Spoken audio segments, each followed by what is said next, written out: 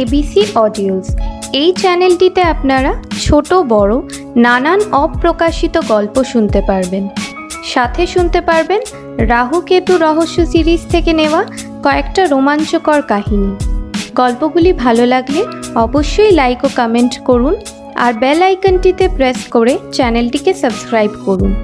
গল্পের জন্য যোগাযোগ করুন জয়ন্ত কুমার মজুমদার, ফোন নম্বর 6290895540, হোয়াটসঅ্যাপ নম্বর 9674661123। এবিসি অডিও নিবেদিত অন্যান্য গল্পের লিঙ্কগুলি আপনারা ডেসক্রিপশনে পেয়ে যাবেন। প্রতিটি গল্পের স্থান, কাল, পাত্র সবই কাল্পনিক। বাস্তবে এদের কোনো অস্তিত্ব নেই, থাকলেও সেটা নেহাতি কাকতালীয় ও অনিচ্ছাকৃত। মাত্র 7 দিনের মধ্যে পরপর 4টি স্থানে ঘটনা ঘটে শহরে, যা নিয়ে যথেষ্ট পরিমাণে বিভ্রান্তিকর পরিস্থিতির সম্মুখীন হতে হচ্ছিল পুলিশ দপ্তরকে। যথাযথ উত্তর না দিতে পারায় পুলিশি অস্বস্তি বাড়িয়ে সংবাদপত্রগুলিতে প্রতিদিন পুলিশি ব্যর্থতার বিশদ বিবরণ সাথে টিপ্পণীমূলক মন্তব্যগুলিতে পাঠকবর্গ পুলকিত হলেও বিকাশবাবুর চিন্তা ও অস্বস্তি চরম পর্যায়ে চলে যাচ্ছিল। কিছুটা মরিয়া হয়েই তিনি প্রেস বিবৃতি দিয়ে ব্যাপারগুলির নিষ্পত্তির সময়সীমা বেঁধে দেন। আগামী 10 দিনের মধ্যে ঘটনাগুলির যাবতীয় রিপোর্ট তিনি জনসমক্ষে আনবার প্রতিশ্রুতি দিয়ে বসেন, রীতিমতো ঢাক ঢোল পিটিয়ে। সাথে আগামী 10 দিন যাতে এই ব্যাপারগুলি নিয়ে কোনো রকম চর্চা না হয় সংবাদপত্রে, সেই অনুরোধ রাখেন সাংবাদিক মহলে। তদন্তের স্বার্থে ওনার এই অনুরোধে সাংবাদিকরা রাজিও হয়ে যান। ফলে উত্তেজনার পারদটি আরও বেড়ে যায় বিকাশবাবুর। 10 দিন বলে দিয়ে তো সাময়িকভাবে বিপর্যয়ে কাটানো গেল, কিন্তু সমাধান তো তখনও দূরস্থ। এহেন পরিস্থিতিতে রাহুল আর কিঙ্করকে মাঠে নামানো ছাড়া ওনার কাছে আর কোনো বিকল্প থাকে না। তাই সংবাদপত্রে বিবৃতি দিয়েই বিকাশবাবু পৌঁছে যান রাহুলের বাড়িতে নিউ আলিপুরে, কেসগুলির সংগৃহীত যাবতীয় কাগজপত্র ও ছবি নিয়ে। প্রথম ঘটনা, মাসের 10 তারিখে রাত তখন 10টা। শহরের এক ক্লাবের সুইমিং পুলের মধ্যে সশব্দে একটি দেহ বাইরে থেকে জলের মধ্যে ছুঁড়ে ফেলে দেওয়া হয়। পুলের যে অংশটি বাউন্ডারি দেওয়ালের সবচেয়ে কাছে, সেই দেওয়ালের উপর থেকে কেউ বা কারা কাজটি করে রাতের অন্ধকারে। সিসিটিভি ফুটেজটিতে অন্ধকারের জন্যই সেভাবে কিছু দেখা যায়নি। যাকে ফেলা হয়েছিল তার নাম যাদব পান্ডে, বয়স 32, কসবা অঞ্চলের এক অভিজাত আবাসনের বাসিন্দা, পেশায় ব্যবসায়ী। অবিবাহিত যুবকটির বাড়িতে মা বাবা ছাড়া এক বোন বর্তমান। পোস্টমর্টেম ও ফরেন্সিক রিপোর্ট অনুযায়ী লোকটিকে সম্পূর্ণ অজ্ঞান অবস্থায় জলে ফেলে দেওয়া হয় এবং তার মৃত্যুর কারণ জলে ডুবে শ্বাসরোধ জনিত। অতিরিক্ত মদ্যপান ও ড্রাগ নেওয়ার ফলে লোকটি জ্ঞান হারিয়ে ফেলেন, আর সেই অবস্থায় তাকে জলে ফেলে দেওয়া হয়। বাউন্ডারি ওয়ালের উপরে এবং বাইরের দিকে নরম মাটিতে কতগুলি পায়ের চিহ্ন ছাড়া উল্লেখযোগ্য সেরকম কিছুই উদ্ধার করতে পারেনি পুলিশ দপ্তর। যুবকটির পকেট থেকে উদ্ধার হয় একটি মোবাইল, একটি মানিব্যাগ, যার ভিতরে রাখা ছিল বেশ কিছু টাকা, ক্রেডিট কার্ড, লাইসেন্স এবং বেশ কয়েকটি বিল, ভিজিটিং কার্ড এবং একটি চাবি, সম্ভবত কোনো বাইকের চাবি সেটি। জলে ভেজা কাগজপত্রগুলি থেকে তথ্য উদ্ধারের চেষ্টা চালিয়ে যাচ্ছে পুলিশ দপ্তর। প্রথম ঘটনাটির রেশ মিটতে না মিটতেই আবার ঘটে যায় দ্বিতীয় ঘটনা। মাসের 12 তারিখ একটি নামী হোটেলের দামি সুইটে মৃত অবস্থায় পাওয়া যায় 40 ঊর্ধ্ব এক মহিলাকে। বাথটবে তার দেহটিকে উদ্ধার করে পুলিশ দপ্তর। রিপোর্ট অনুযায়ী মহিলাও প্রচুর পরিমাণে মাদক দ্রব্য নেওয়ার ফলে অজ্ঞান ছিলেন এবং সেই অবস্থায় তাকে বাথটবে ডুবিয়ে শ্বাসরোধ করে মারা হয়। মৃত্যুর সময় রাত 12টার আশপাশে। হোটেল রেকর্ড অনুযায়ী মহিলার নাম মিস অঞ্জলি শর্মা, জামশেদপুরের বাসিন্দা। কলকাতায় নিজের ব্যবসা সংক্রান্তীয় কোনো কাজে এসেছিলেন মৃত্যুর ঠিক 4 দিন আগে, অর্থাৎ 8 তারিখ। বাড়িতে বাবা, কাকা এবং দাদা আছেন। খবর পেয়ে দাদা পীযূষ শর্মা কলকাতায় আসেন 13 তারিখ দুপুরে। মৃতার মোবাইল, ব্যবসা সংক্রান্তীয় কাগজপত্র, ক্রেডিট কার্ড, কয়েকটি ভিজিটিং কার্ড, বিল ইত্যাদি উদ্ধার করে পুলিশ দপ্তর। সাথে পাওয়া যায় একটি চাবি, সম্ভবত কোনো লকারের বা কোনো ক্যাবিনেটের। তবে এক্ষেত্রে বিশেষ কোনো টাকা পাওয়া যায়নি মহিলার কাছে। বাথরুমে কয়েকটি অসম্পূর্ণ মুছে যাওয়া পায়ের ছাপ ছাড়া সেভাবে কিছু উদ্ধার করতে পারেনি পুলিশ দপ্তর অনুসন্ধানের সময়। তবে রুম থেকে উদ্ধার হয় একটি লাইটার, মাদকের পাউচ এবং একটি জেন্টস ওয়াচ। হোটেলের সিসিটিভি ফুটেজগুলি দেখা হচ্ছে, চলছে জিজ্ঞাসাবাদ। এরপর মাসের 14 তারিখ একটি ডান্স বার থেকে হেঁটে নিজের গাড়ির দিকে যাচ্ছিলেন সঞ্জীব আগরওয়াল, বয়স 38। সল্টলেকে মা ও বাবার সাথে থাকতেন, পেশায় ব্যবসায়ী। গাড়ির কাছে একটি খোলা রাস্তার মেনহোলের ভেতর থেকে পাওয়া যায় তার মৃতদেহ। প্রাথমিক অনুসন্ধানে মনে হয় যে মদ্যপ অবস্থায় খোলা মেনহোলটি ঠাহর করতে না পেরে নিকাশি নালায় ডুবে শ্বাসরোধ হয়ে মারা যান সঞ্জীব আগরওয়াল। কিন্তু পোস্টমর্টম এবং ফরেনসিক রিপোর্ট অনুযায়ী শরীরে মাদকের প্রভাব, বিশেষ করে প্রচুর মরফিনের অস্তিত্ব পাওয়া যায়। ইনজেকশনের একাধিক চিহ্ন পাওয়া যায় হাতে। ডান্স বারের সিসিটিভি ফুটেজ দেখা হচ্ছে, চলছে জিজ্ঞাসাবাদ। মৃত্যুর সময় আনুমানিক রাত 1টা। মেনহোলটির চারপাশে কয়েকটি পদচিহ্ন দেখা যায়, সাথে ভারী কোনো কিছু টেনে হিচড়ে আনবার দাগও লক্ষিত হয়। দাগের দুপাশে পায়ের চিহ্নগুলি স্পষ্ট। এগুলি দেখে অনুমান করা হচ্ছে যে কেউ সঞ্জীব আগরওয়ালকে ধাক্কা মেরে ফেলে তারপর মেনহোলের মধ্যে তাকে টেনে হিচড়ে এনে ডুবিয়ে খুন করা হয়েছে। অনুসন্ধান পর্ব এখনো চলছে। মৃতের পকেট থেকে উদ্ধার হয়েছে তার মোবাইল ফোন, ক্রেডিট কার্ড, বেশ কিছু টাকা, ড্রাগের প্যাকেট, সাথে সেই হোটেলের একটি কার্ড যে হোটেলে 2 দিন আগে খুন হয়েছিলেন মিস অঞ্জলি শর্মা। এছাড়া একটি সাধারণ তালার চাবি, যেটি একটি সুদৃশ্য চাবির রিংয়ের সাথে আটকানো। বিকাশবাবুর আনা কাগজপত্র, ছবি ও বিভিন্ন অনুসন্ধান রিপোর্টগুলিতে প্রথম 3টি হত্যার ঘটনাগুলিকে পাশাপাশি সাজাবার চেষ্টা করছিল রাহুল। কিঙ্কর তাকে যথাযথ সাহায্য করছিল এ ব্যাপারে। বিকাশবাবু রাহুলকে জিজ্ঞাসা করেন, কিছু বুঝতে পারছেন রাহুল বাবু? কোনো প্যাটার্ন, কোনো কমন লিঙ্ক কি পাওয়া যাচ্ছে? রাহুল বলল, 4 নম্বরটা শুনে বলতে পারবো, তবে এ যাবৎ 3 জন মারা গেছেন, তাদের মধ্যে কমন ফ্যাক্টর হলো 3 জনই অবিবাহিত, 30 থেকে 40 বছরের মধ্যে বয়স, প্রত্যেকেই ব্যবসায়ী এবং প্রবলভাবে মদ এবং ড্রাগ আসক্ত।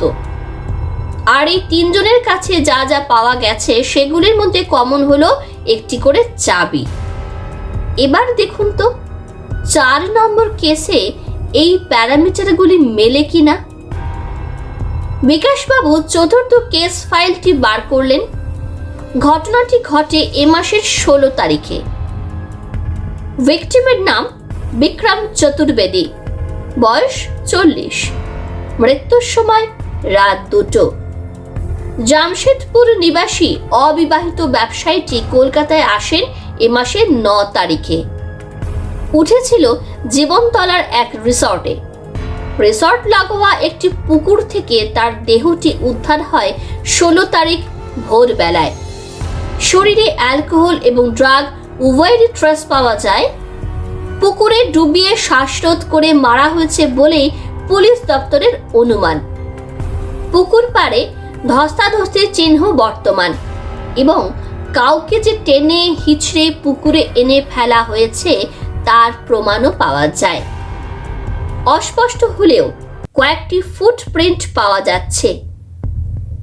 ভিকটিমের রুমে তার মোবাইল ফোন, ঘাটশিলার একটি রিসর্টের কার্ড, ক্রেডিট কার্ড, ক্যাশ, ব্যবসায়িক কাগজপত্র এবং একটি চাবি উদ্ধার পাওয়া যায়, যেটি সম্ভবত কোনো ব্রিফকেস বা সুটকেসে, যদিও সেরকম আর কোনো কিছুই ঘরে পাওয়া যায়নি। যেটি পাওয়া যায় সেটি একটি পিঠে ঝুলানো বড় মাপের কিট ব্যাগ, যাতে বিক্রম বাবুর কয়েকটি জামা কাপড়, ফাইল ইত্যাদি রাখা ছিল। বিক্রম বাবুর ভাই খবর পেয়ে কলকাতায় আসেন 16 তারিখ রাত্রে। বাড়িতে বাবা ও মাকে এ ব্যাপারে কিছু না জানিয়েই চলে আসেন সম্রাট চতুর্বেদী, বিক্রমের ছোট ভাই।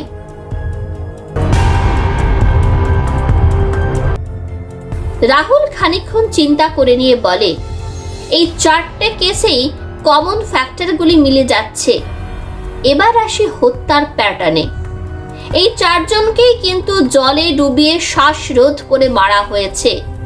কাউকে সুইমিং পুলে, কাউকে বাথটবে, কাউকে নর্দমায়, আবার কাউকে পুকুরে।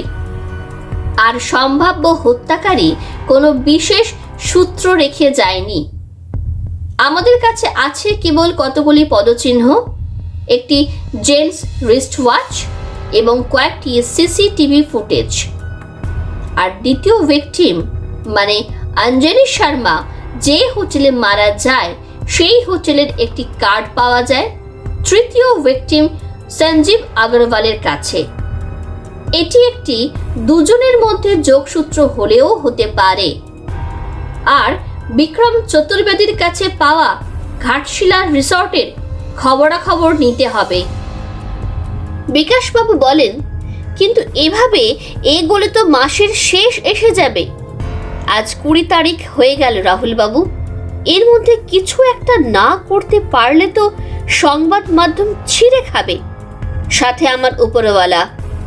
রাহুল বলল, এই 4টি খুন একজনই করছেন কিনা সেটা বোঝার মতন কোনো ক্লু রেখে যায়নি আততাই, এক্সেপ্ট খুন করবার প্যাটার্ন।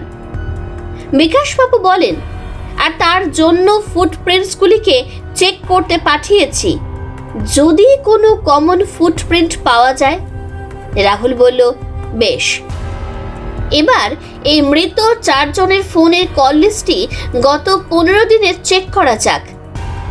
এদের মধ্যে কোনো পরিচিতি বা যোগাযোগ ছিল কিনা সেটা বোঝা দরকার। মৃত ব্যক্তিদের মধ্যে 2 জন ছিলেন কলকাতাবাসী, অর্থাৎ যাদব পান্ডে এবং সঞ্জীব আগরওয়াল। অঞ্জলি শর্মা এবং বিক্রম চতুর্বেদী ইনারা ছিলেন জামশেদপুর নিবাসী। দুজনেই প্রায় একই সময়ে কলকাতায় আসেন। একজন 8 তারিখ আর দ্বিতীয়জন 9 তারিখ। বিকাশবাবু বললেন, এই কল লিস্টগুলির জন্য বলেছি, খুব শিগগিরই পেয়ে যাব। এবার ধরুন ফুটপ্রিন্ট এক্সপার্ট একজন কমন ব্যক্তিকে চিহ্নিত করলেন স্পটগুলিতে এবং কল লিস্টগুলি সাজেস্ট করলো যে মৃত ব্যক্তিরা ছিলেন একে অপরের পরিচিত, কিন্তু তাতে খুনের মোটিভটি কিভাবে ডিটেক্ট করব সেটাই মাথায় আসছে না। রাহুল বলল, তার জন্য অঞ্জলি শর্মার সাথে কারা কারা হোটেলে দেখা করেছেন তাদেরকে ফুটেজে চিহ্নিত করতে হবে। জীবনতলার রিসর্টেও এই জাতীয় এক্সারসাইজ চালাতে হবে। বিকাশবাবু বলেন, কাজ চলছে এই 2 জায়গায়, রিপোর্ট এসে যাবে 1-2 দিনে। আসলে 2 দিন ছাড়া ছাড়া এই রকম খুনের ঘটনাগুলি গুছিয়ে সামাল দিতে পারছি না, তাই আপনাদের কাছে আসা। রাহুল হেসে বলে, আপনি তো অর্ধেক কাজ করেই রেখেছেন, রিপোর্টগুলি আসতে দিন। আমরা এই ফাঁকে একবার জামশেদপুর আর ঘাটশিলা ঘুরে আসি। অঞ্জলি শর্মা ও বিক্রম বাবুর বাড়ির লোকেদের সাথে কথা বলা দরকার, সাথে ঘাটশিলার রিসর্টে বিক্রম বাবু যেতেন কিনা সেটাও জানা যাবে। আপনি আমাকে 4 জন ভিকটিমের ছবি হোয়াটসঅ্যাপে পাঠিয়ে দিন। কাল শনিবার, কালই একবার চক্কর কেটে আসবো। অঞ্জলি শর্মা ও বিক্রম বাবুর রেসিডেন্সিয়াল ঠিকানাগুলিও দিয়ে দেবেন আমাকে। বিকাশবাবুকে যথেষ্টই উজ্জীবিত দেখায়। উনি বলেন, বেশ, আমি সব ব্যবস্থা করে দিচ্ছি। আমার কলকাতার কাজগুলি এগিয়ে রাখছি ইন দ্য মিন টাইম। এবার মনে একটু জোর পেলাম রাহুল বাবু, সাংবাদিকদের সামনে মুখ রক্ষা করা যাবে বলে মনে হচ্ছে এবার।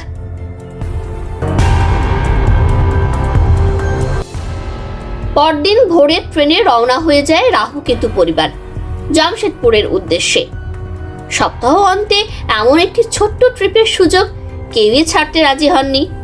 স্বল্প সময়ের মধ্যে বিকাশবাবু যাবতীয় ব্যবস্থা করে দিয়েছিলেন, সাথে জামশেদপুর পুলিশকেও রাহুলদের যাবার খবরটি দিয়ে রেখেছিলেন, যাতে কাজের কোনো রকম অসুবিধা না হয়।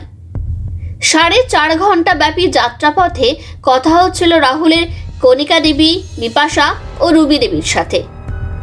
সিটের বিন্যাসের কারণে কিঙ্কর ও অতসী দেবীর বসার জায়গাটি একটু দূরে হওয়ায় আলোচনায় যোগ দেওয়া সম্ভব হচ্ছিল না তাদের পক্ষে। রাহুল বলে, তোমরা ব্যাপারটা ভালো করে বুঝে নাও, পরে অতসীকে বুঝিয়ে দিও, আমি কিঙ্করকে বলে দেব। কাফের গাঁও হোমস্টেতে তোমাদের ভূমিকাটি নিশ্চয়ই মনে আছে। ঘাটশিলার রিসর্টটিতেও তোমাদের ঠিক একই কাজ করতে হবে। কণিকা দেবী বলেন, তার মানে রিসর্টের হাঁড়ির খবরটির খোঁজ করতে হবে এবং পরিচালন গোষ্ঠীর সাথে সখ্যতা বাড়াতে হবে, তাই তো? রাহুল বলে, অনেকটাই তাই। 4 জন ভিকটিমের ছবি তোমাদের কাছে দেওয়া আছে। খুব সন্তর্পণে জানতে হবে যে ওই 4 জন কখনো ওই রিসর্টে এককভাবে বা গ্রুপে এসেছিলেন কিনা। এ ব্যাপারে ঘাটশিলা পুলিশ ও কিঙ্কর রিসর্ট কর্তৃপক্ষ থেকেও সরাসরি খবর জোগাড় করবে। তবে তোমাদের জানতে হবে যে ওনারা এসে থাকলে কোনো ঘটনা আদৌ ঘটেছিল কিনা, আর ঘটে থাকলে সেটা কি। এবার রুবি দেবী বলেন, এই 4টি খুনের ঘটনার মধ্যে কমন লিঙ্কটিকে খুঁজবার জন্যই তাহলে আমাদের ঘাটশিলা যাত্রা। তা তুমি রিসর্টে কখন আসছো? আমরা তো সবাই ঘাটশিলায় নেমে যাব। রাহুল বলে, আশা করছি আজ রাত্রেই চলে আসতে পারবো। আমার জামশেদপুরের ওই 2টি পরিবারের সাথে কথা বলার দরকার। বিক্রম চতুর্বেদীর ভাই আমাদের যাবার ব্যাপারটা জানলেও অঞ্জলি শর্মার দাদার থেকে কনফার্মেশনটা আসেনি। বিপাশা বলে, কিন্তু একটা কথা বুঝলাম না, মৃত বিক্রম চতুর্বেদীর কাগজপত্রে ওই রিসর্টের একটা কার্ড পাওয়া গেছে, কিন্তু বাকিদের কারোর কাছেই সেরকম কোনো ক্লু পাওয়া যায়নি। তবু আমরা ওই রিসর্টটিকেই টার্গেট করছি কেন?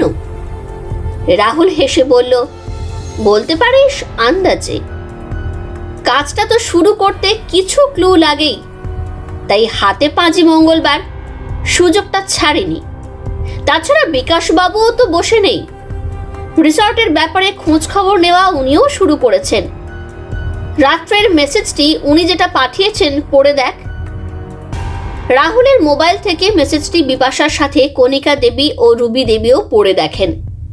মেসেজটি পড়ে কেমন যেন মুষড়ে পড়েন কণিকা দেবী। এ তো রীতিমতো ঝামেলার জায়গা রাহুল, তোমার আন্দাজটা ভুল নাও হতে পারে। ব্যাপারটা কাফের গাঁওয়ের মতন সোজা হবে না সেটা বেশ বুঝতে পারছি। রাহুল হেসে বলে, আর তার জন্যই তো কিঙ্কর ও সাদা পোশাকের ঘাটশিলা পুলিশ তোমাদের সাথে সব সময় থাকবে। চিন্তা করো না, এবার আমি যাই। অতসী দিকে পাঠিয়ে দিচ্ছি। কিঙ্করকে নিয়ে বাকি প্ল্যানিংটা ছকে নি। খড়গপুর পার হয়ে গেল।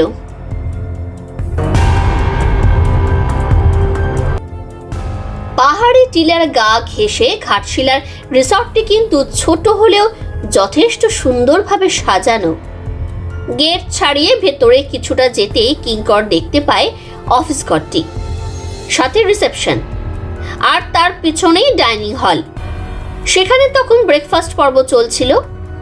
রিসেপশনে বসে থাকা একজন মাঝবয়সী মহিলাকে কিঙ্কর বুকিংয়ের কাগজপত্রগুলি দেখায়। মহিলাটি কাগজপত্রগুলি পরীক্ষা করে অফিস ঘর থেকে একজন বেয়ারা গোছের লোককে কিঙ্করদের তাদের জন্য নির্ধারিত ঘরগুলিতে নিয়ে যেতে বলেন। কণিকা দেবী সহ বাকিরা রিসেপশন থেকে লোকটির সাথে রওনা দেন নির্ধারিত ঘরগুলির দিকে। রিসেপশন থেকে বেরোবার ঠিক আগের মুহূর্তে কিঙ্কর লক্ষ্য করে যে ঘরের কোনায় রাখা সোফা সেটে বসে একজন যুবক কাগজ পড়বার অছিলায় তাদেরই উপর নজর রাখছে। ট্রেনে আসবার সময় রাহুলের বলা কয়েকটি কথা কিঙ্করের মনে পড়ে যায়।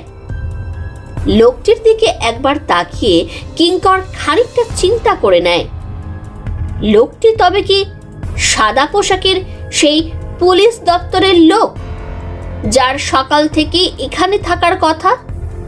নাকি রাহুলের আশঙ্কাটি সত্যি করে পুলিশি তৎপরতার কথাটি ইতিমধ্যে এখানে চাউর হয়ে গেছে, তাই অপরাধীদের নজরদারিও শুরু হয়ে গেছে তাদের আসার সাথে সাথেই?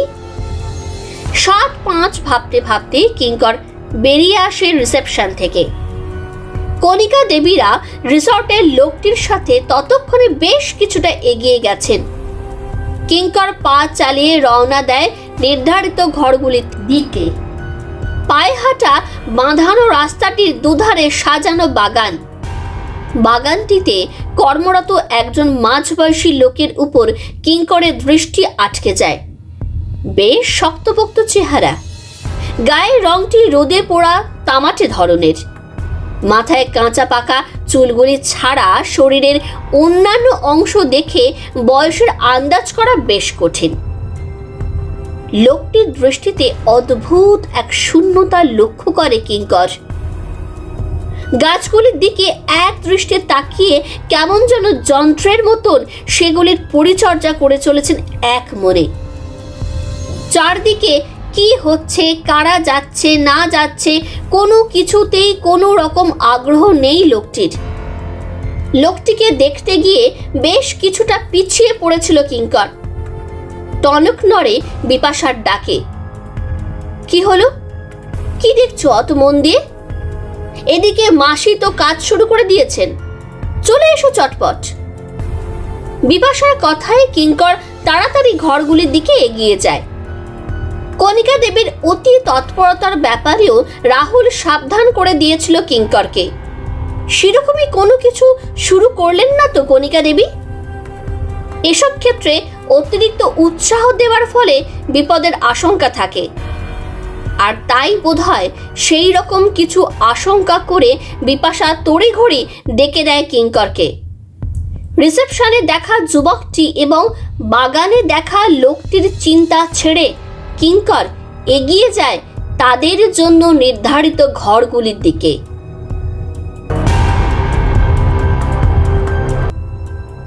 রিসেপশন থেকে যে লোকটি কণিকা দেবীদের ঘরের দিকে নিয়ে যাচ্ছিল তারই সাথে গল্প জোড়বার প্রয়াস করছিলেন কণিকা দেবী। প্রাথমিক প্রশ্নগুলি ঠিকঠাক থাকলেও পরের দিকে উনি একটু তাড়াহুড়ো করে ফেলছিলেন বলে মনে হয় বিপাশার।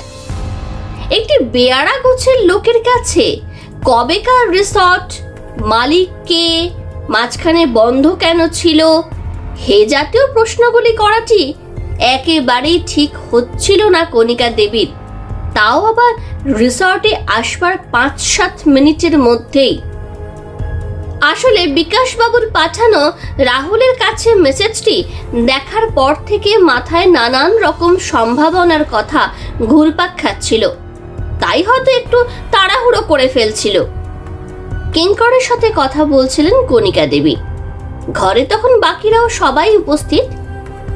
রিসেপশন থেকে পাঠানো লোকটি মালপত্র রেখে ততক্ষণে চলে গিয়েছিলেন। কিঙ্কর বলে, সেসব তো ঠিক আছে মাসি, ভয়টা হচ্ছে যদি এবার লোকটি গিয়ে রিসেপশনে বসা মহিলাটিকে ব্যাপারটি জানায়, তাহলে উনাদের সন্দেহের উদ্রেক হতেই পারে। বিকাশবাবুর মেসেজ অনুযায়ী এই রিসর্টের মালিক পীযূষ শর্মা, উনি মৃত অঞ্জলি শর্মার দাদা। ঘাটশিলা পুলিশ এটাও জানিয়েছে যে অঞ্জলি শর্মা এখানে প্রায়ই আসতেন এবং বছর 5 আগে কোনো একটি ঘটনার কারণে রিসর্টটি বন্ধ হয় মাস 6 জন্য। তোমার কথায় আমরা যে ব্যাপারটা জানতে পেরেছি সেটা প্রকাশ পাচ্ছিল মাঝে মাঝেই, আর সেটাই আমার চিন্তার কারণ। কণিকা দেবী কিঙ্করের কথায় বেশ কিছুটা দমে গিয়ে চুপ করে বসেছিলেন। রুবি দেবী বলেন, অত চিন্তা করো না কণিকা, চলো সবাই মিলে ব্রেকফাস্টটি সেরে আসি, ওখানে বসেই ব্যাপারটাকে সামলে নেওয়া যাবে। কেন জানি না মনে হচ্ছে রিসেপশনে বসা মহিলাটি আমাদের কাজে আসলেও আসতে পারেন। জানি না তোমরা লক্ষ্য করেছো কি না, আমরা যখন রিসেপশনে ঢুকছিলাম মহিলাটি পাশে রাখা একটি ছবির দিকে এক দৃষ্টিতে তাকিয়েছিলেন, কিছুটা অন্যমনস্ক। একটা মানসিক যন্ত্রণা লক্ষ্য করছিলাম ওনার চোখে মুখে। কিঙ্কর জিজ্ঞাসা করে, ছবিটা দেখা গেছে কি? কার ছবি দেখছিলেন মহিলা? উত্তরটা দিল বিপাশা, আমি কিছুটা হলেও দেখেছি, সম্ভবত একটি পারিবারিক ছবি, মা বাবা ও তাদের সাথে একটি ছোট্ট মেয়ে। স্পষ্ট না হলেও কিছুটা আন্দাজ করেছিলাম তখন। কণিকা দেবী একটু উজ্জীবিত হয়ে বললেন, তাহলে তো একটা রাস্তা পাওয়া গেল মনে হচ্ছে। দেরি না করে সবাই ব্রেকফাস্টটা সেরে ফেলি, চলো। সুযোগ সুবিধা মতন একবার ছবিটা রিসেপশনে দেখেও নেওয়া যাবে। নিজেদের ঘরগুলি বন্ধ করে সবাই এসে পৌঁছলেন রিসেপশনে। মহিলাটি তাদেরকে ডাইনিং হলে বসতে বলেন। কিঙ্কর লক্ষ্য করে যে লোকটি কাগজ পড়বার অছিলায় সকালে তাদের উপর নজর রাখছিল তিনি কিন্তু তখন ছিলেন না। আসবার পথে বাগানে কর্মরত লোকটিকেও কিন্তু আর দেখতে পায় না কিঙ্কর। কিছুটা চিন্তিত মুখে ডাইনিং হলে এসে বসলে বিপাশা তাকে বলে, রিসেপশন ডেস্কে আমার দেখা ছবিটা কিন্তু এখন আর দেখলাম না। আমরা ব্যাপারটা নিয়ে ভাবছি, সেটা বুঝতে পেরে গেল নাকি? কিঙ্কর কিছুটা চিন্তিত মুখে বিপাশাকে বলে, ব্রেকফাস্টটা সেরে একবার রিসর্টটা ঘুরে দেখতে হবে। অনেকগুলি খচকার জায়গা নজরে এলো এরই মধ্যে। তুমি মাসিকে একটু সামনে রেখো, বাকিটা আমি দেখে নিচ্ছি। কথার মাঝে কিঙ্করের মোবাইল ফোনটি বেজে ওঠে। অপর প্রান্তে রাহুল। জামশেদপুরের পুলিশ সদর দপ্তর থেকে ফোন করছিল সে। জরুরি কয়েকটি কথা বলে ফোনটি ছেড়ে দেয় রাহুল।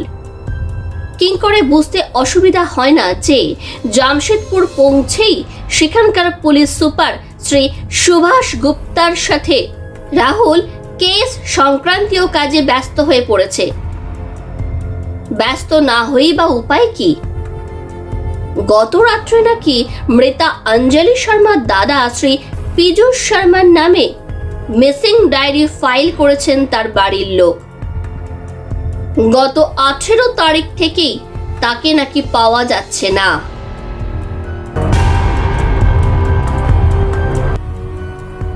সুভাষ গুপ্তার সাথে রাহুল যখন পীযূষ শর্মার বাড়িতে পৌঁছান তখন সেখানে উপস্থিত ছিলেন ওনার বৃদ্ধ পিতা বিমান শর্মা ও কাকা শঙ্কর শর্মা।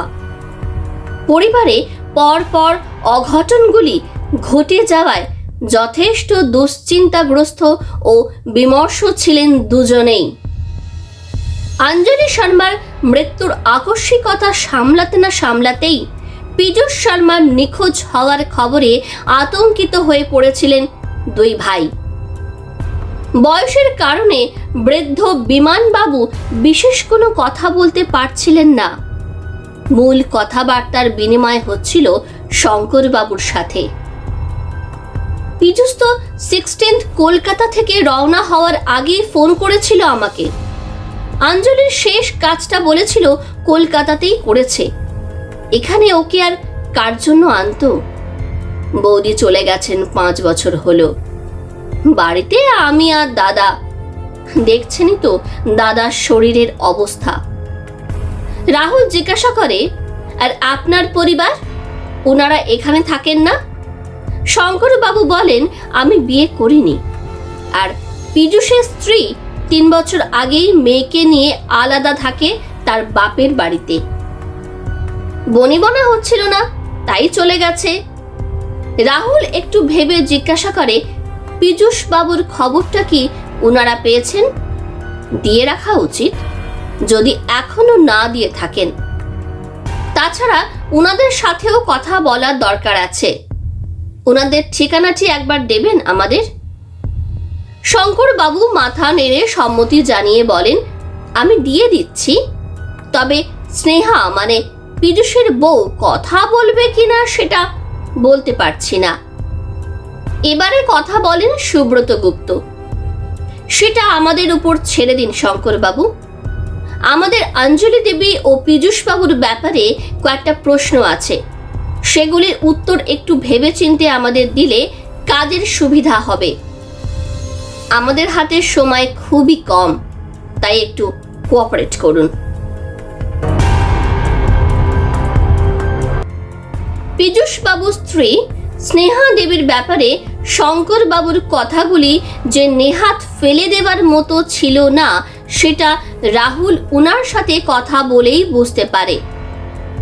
আপনারা যাদের ব্যাপারে কথা বলতে এসেছেন তাদের ব্যাপারে আমার কিছুই বলার নেই। আমি ওদের সাথে 3 বছর হলো কোনো সম্পর্ক রাখি না। স্নেহা দেবীর কথায় রাহুল বলে, কিন্তু আপনাদের মধ্যে আইনত কোনো বিচ্ছেদ হয়নি এখনো পর্যন্ত, এবং কোনো রকম বিচ্ছেদের মামলাও রুজু করেননি আপনারা। তাই পীযূষবাবুর ব্যাপারে স্ত্রী হিসেবে আপনাকে কয়েকটা প্রশ্ন করা যেতেই পারে স্নেহা দেবী। রাহুলের গম্ভীর কণ্ঠ শুনে কিছুটা ঘাবড়ে গিয়ে স্নেহা দেবী বলেন, কি জানতে চান বলুন। আসলে ওদের ব্যাপারে কথা বলতে গেলেও ঘেন্না করে রাহুল বাবু। ওরা 2 ভাই বোন একটা পারভার্ট।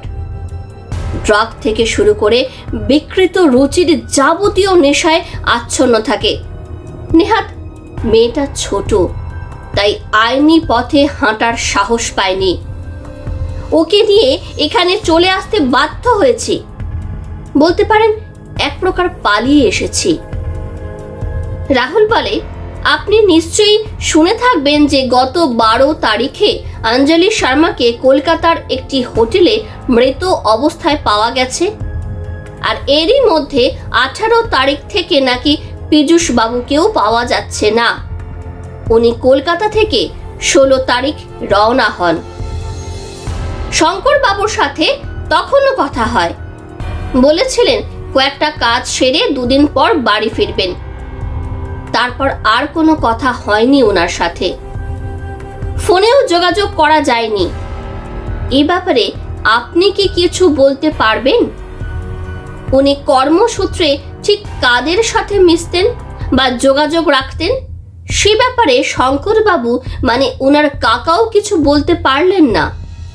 আপনি কি কিছু জানেন? স্নেহা দেবী বলেন, উনি জানেন অনেক কিছুই, আপনাদের বলেননি। আসলে পীযূষ বা অঞ্জলির ব্যবসার ব্যাপারটা খুব একটা স্বচ্ছ ছিল না, অন্তত আমার কাছে। পীযূষের কাছে যাদের আসতে দেখেছি তাদের আর যাই হোক ভদ্রলোক বলা যায় না। ঘাটশিলা, রাখা মাইন্স এসব জায়গায় রিসর্ট চালাতেন দুই ভাই বোন। তবে ট্যুরিস্ট স্পট থেকেও আমার ধারণা সেখান থেকে ওনাদের অপকর্মগুলি চালাবার জন্যই রিসর্টগুলি লিজে নিয়েছিলেন পীযূষরা। রাহুল বলল, পীযূষ বাবু বা অঞ্জলি দেবীর মুখে কারো নাম শুনেছেন কি, যারা ব্যবসায় জড়িত থাকতে পারেন বলে আপনার মনে হয়েছে?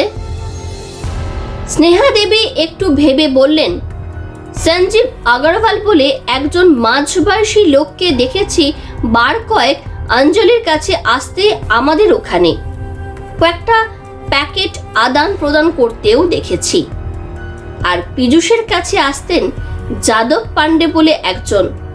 তবে ঠিক কি নিয়ে কথা হতো সেটা বলতে পারবো না। নিজের ঘরে বন্ধ দরজার পিছনে উনি আর পীযূষ কি করতেন সেটা জিজ্ঞাসা করেও জানতে পারিনি। রাহুল বলে, ওনারা কি কলকাতার বাসিন্দা ছিলেন নাকি স্থানীয়? স্নেহা দেবী বলেন, সম্ভবত কলকাতার, সঠিক বলতে পারবো না। তবে এখানকার নয় বলেই মনে হয়েছে, কারণ তারা যে স্টেশন থেকে সরাসরি এসেছেন সেটা ওনাদের কথায় বুঝতে পারতাম। রাহুল একটু ভেবে নিয়ে বলে, আমার ধারণা সঠিক হলে আপনি যাদের নাম নিলেন তারা দুজনেই কলকাতায় খুন হয়েছেন এ মাসের 10 থেকে 16 তারিখের মধ্যে। শুধু তাই নয়, আপনার হয়তো জানা নেই যে ওই সময়ের মধ্যেই অঞ্জলি শর্মার মতন বিক্রম চতুর্বেদী বলে জামশেদপুর নিবাসী একজনের খুন হয় কলকাতায়। এই 4টে খুনের পর পীযূষ বাবুর মিসিং হওয়াটা আমাদের কাছে কিন্তু কাকতালীয় ব্যাপার নয় স্নেহা দেবী।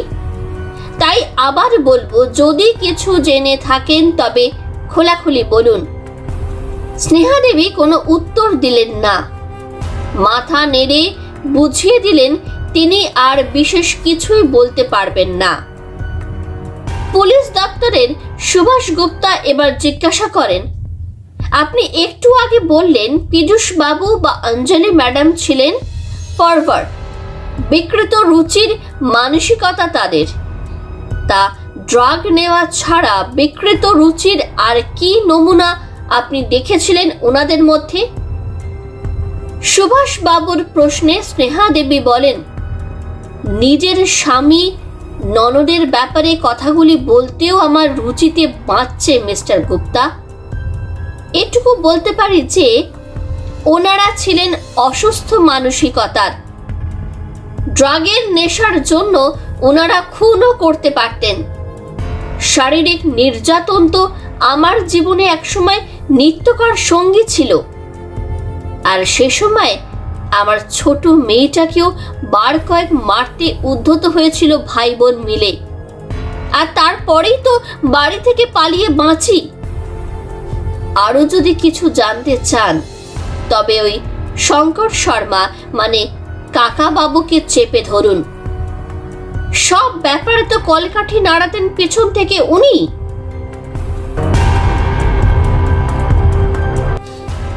বিক্রম চতুর্বেদীর বাড়িতে তার ভাই শ্রী সম্রাট অপেক্ষা করছিলেন রাহুলদের। পেশায় ব্যাংক কর্মচারী সম্রাট বাবুর পক্ষে বিক্রম বাবুর মৃত্যু সংবাদটি তার বাবা মাকে জানাতে যথেষ্ট ঝক্কি পোহাতে হয়। তাই জিজ্ঞাসাবাদ পর্বটি থেকে বাবা আর মাকে রেহাই দেওয়ার আর্জি জানান তিনি সুভাষবাবু ও রাহুলকে। এই সবে দাদার কাজকর্ম শেষ করে ওনারা নিজেদের সামলাবার চেষ্টা করছেন। এ সময় ওনাদের আর এসবে জড়াবেন না প্লিজ। যা জানবার আমি বলে দিচ্ছি আপনাদের। রাহুল একটু ভেবে বলে, ঠিক আছে, ওনাদের বিব্রত করবার আমাদেরও কোনো ইচ্ছা নেই। খুব প্রয়োজন না হলে আমরাও ওনাদের ডাকবো না। বিক্রম বাবুর ব্যবসার ব্যাপারে আপনি কি জানেন? কিসের ব্যবসা ছিল ওনার? সম্রাট বাবু বলেন, মূলত এখানে হার্ডওয়্যার আইটেমের কারবার। কলকাতায় যাদব পান্ডে নামক একজনের সাথে পার্টনারশিপেও ছিল বলে জানি। তবে কলকাতা গিয়ে শুনলাম উনি নাকি খুন হয়েছেন এ মাসের 10 তারিখ। রাহুল বলল, আপনার এই খুনগুলির ব্যাপারে কি কাউকে সন্দেহ হয়? একটু ভেবে সম্রাট বাবু বলেন, সেভাবে কারো নাম মাথায় আসছে না, তবে গত 3-4 বছর ধরে দাদার আচরণে বেশ কিছু পরিবর্তন লক্ষ্য করছিলাম। প্রায় আচ্ছন্ন অবস্থায় বাড়ি ফিরতেন রাত বিরেতে, মাঝে মধ্যে উধাও হয়ে যেতেন 2-4 দিনের জন্য। জিজ্ঞাসা করলে সদুত্তর দিতেন না, রেগে যেতেন।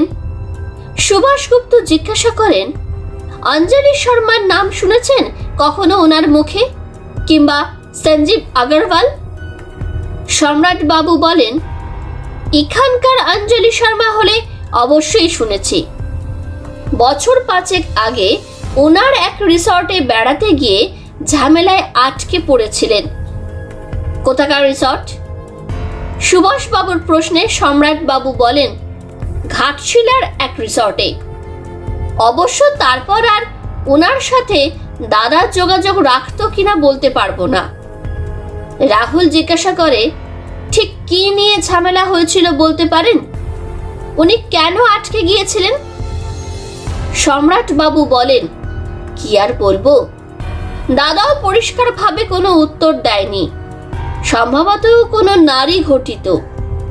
শুনেছি ওখানে একটা খুন হয়েছিল কোনো কম বয়সী মেয়ের, আর তাতেও পুলিশি জেরার মুখে আটকে ছিলেন দাদা।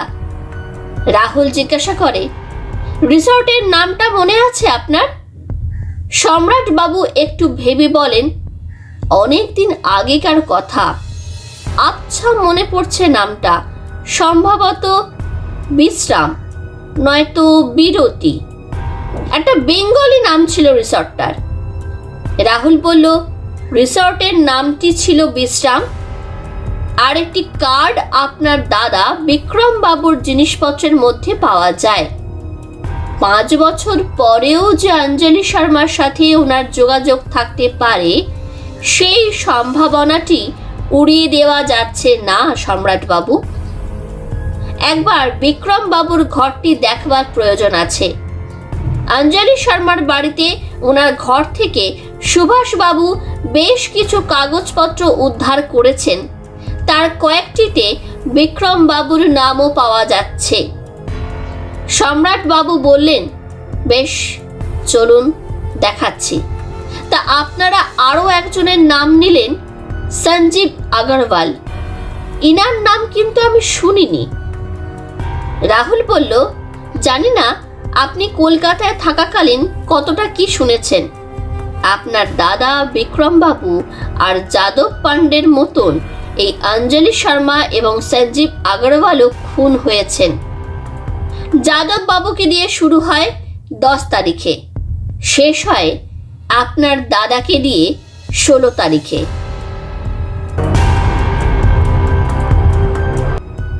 ব্রেকফাস্টের পর কণিকা দেবীদের নিয়ে বিপাশা বেরিয়ে পড়ে ঘাটশিলা দর্শনে।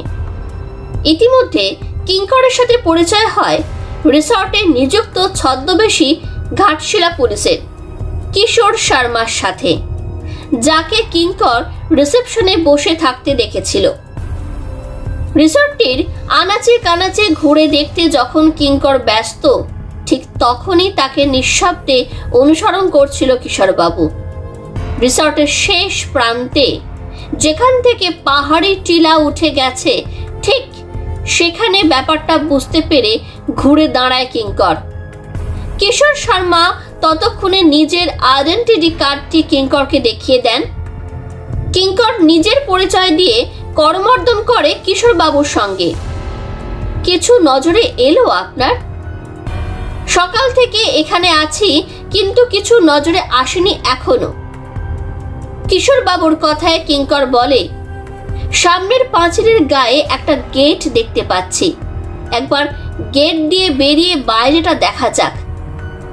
ভিতরে তো সেরকম নজরে পড়বার মতন আমিও কিছু দেখলাম না।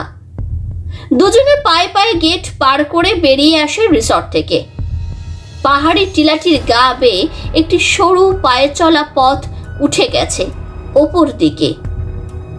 চারপাশটা দেখতে দেখতে দুজনে এগিয়ে যায় গাছ গাছালিতে ভরা পাহাড়ি জঙ্গলের মধ্যে দিয়ে। খানিকটা যাওয়ার পর রাস্তাটি দুভাগে ভাগ হয়ে যায়। একটি বাঁ দিক দিয়ে উঠে গেছে টিলাটির ওপর দিকে, অপরটি ডান দিক দিয়ে টিলাটির গা বেয়ে নিচে নেমে গেছে। আপনি ডান দিকটা দিয়ে নিচের দিকটা একবার দেখে নিন। আমি উপরের রাস্তাটা ধরছি। মিনিট 15-র মধ্যে এখানেই আবার আমরা মিট করব। কিশোর বাবুকে কথাগুলি বলে কিঙ্কর রওনা দেয় উপরের দিকে উঠে যাওয়ার রাস্তাটায়। কিশোর শর্মাও মাথা নেড়ে সম্মতি জানিয়ে নিচে নামার রাস্তাটি ধরেন। খানিকটা উপরে উঠেই কিঙ্কর বুঝতে পারে যে সামনের রাস্তাটি ক্রমশ সরু হয়ে আসছে। চারদিকের গাছ গাছালির দৌলতে রাস্তাটি প্রায় হারিয়ে যাচ্ছে। মিনিট 5 হাঁটার পর রাস্তাটি একসময় শেষ হয়ে যায়। নিস্তব্ধ জঙ্গলটিতে একবার চারদিকে চোখ বুলিয়ে দেখে নেয় কিঙ্কর। দেখতে দেখতে হঠাৎই তার চোখ আটকে যায় একটি পাথরের সামনে স্তূপীকৃত ঝরা পাতা গাছের ডালপালার উপর। মনে হয় কেউ যেন জ্বালানি হিসেবে ব্যবহার করবার জন্য একত্রিত করেছে। পায়ে পায়ে পাহাড়ির চড়াই ভেঙে মিনিট 2 হেঁটে পৌঁছে যায় সেই পাথরটির কাছে। পায়ের নিচের মাটিটিকে কেমন যেন নরম নরম লাগে তার। এতটা পথে কোথাও কিন্তু মাটিকে এতটা নরম পায়নি কিঙ্কর। এখানে গত কয়েকদিনে বৃষ্টি হয়েছে বলেও শোনেনি সে। তাহলে মাটি এখানে নরম কেন?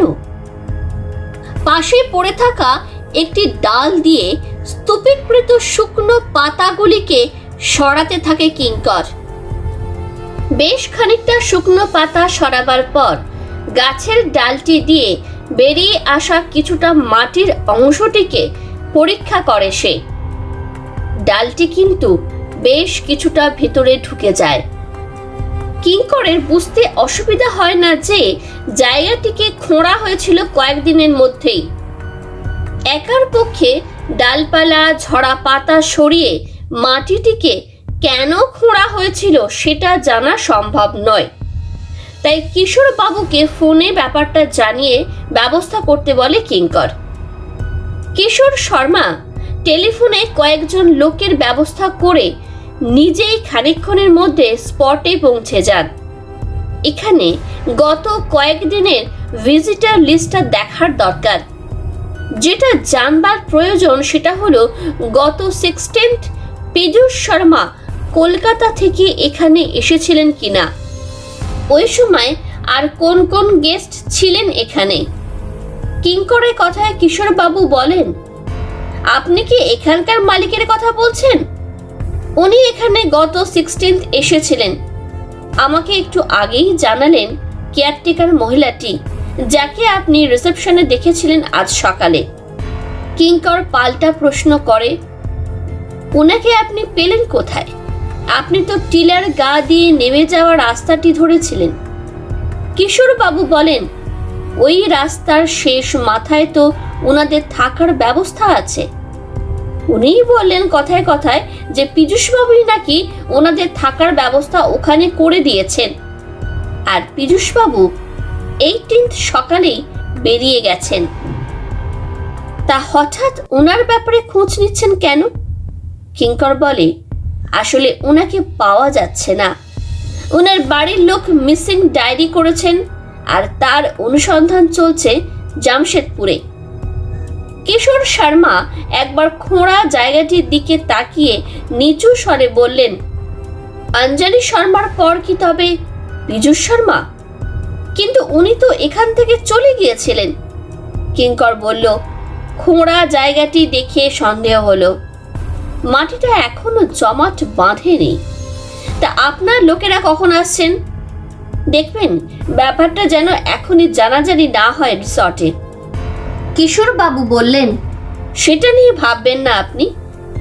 যারা আসছেন তারা এ ব্যাপারে যথেষ্ট সাবধানী। তবে সন্দেহটা সত্যি হলে রিসর্টটা আবার বন্ধ হবে। শুনেছি 5 বছর আগেও নাকি বেশ কিছুদিনের জন্য রিসর্টটা বন্ধ ছিল। পুরনো ফাইলটা খোঁজাখুঁজিও শুরু হয়েছে এবং এ যাবৎ পাওয়া যায়নি। কিঙ্কর জিজ্ঞাসা করে, ঠিক কি হয়েছিল সেটা কি আপনি জানেন? তখন সম্ভবত আপনি ছিলেন না এখানে। কিশোর বাবু বলেন, না, আমি 2 বছর আগে এসেছি এখানে। যতদূর শুনেছি একটা রেপ অ্যান্ড মার্ডারের কেসের জন্য ব্যাপারটি নিয়ে ঝামেলা হয়েছিল। কিশোর শর্মার কথার মাঝেই 2 জন লোককে দেখা যায় ওই স্পটে এগিয়ে আসতে। তাদেরকে দেখে কিশোর বাবু বলেন, তাড়াতাড়ি এ জায়গাটা খোঁড়া চালু করুন, হাতে সময় কম। চলুন আমরাও হাত লাগাই কিঙ্কর বাবু, কাজটা তাড়াতাড়ি হয়ে যাবে। প্রায় ঘন্টা 2 ঘাটশিলায় ঘোরাঘুরির পর বিপাশার সাথে কণিকা দেবীরা ফিরে আসেন রিসর্টে। কিঙ্করকে ধারে কাছে কোথাও দেখতে না পেয়ে কণিকা দেবী বলেন, তোমার কর্তার খোঁজ নিয়েছো বিপাশা? সে কোথায়? বিপাশা উত্তরে বলে, ঠিক বলতে পারবো না, খানিকটা আগে ফোন করেছিলাম, কেটে দিল। মনে হয় কিছু নিয়ে ব্যস্ত আছে।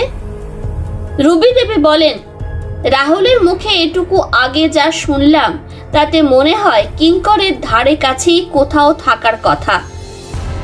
আর জামশেদপুরে তো আপাতত যা জানা গেছে তাতে মনে হচ্ছে এই 4 ভিকটিম একে অপরের সাথে কোনো না কোনো সূত্রে জড়িত ছিলেন।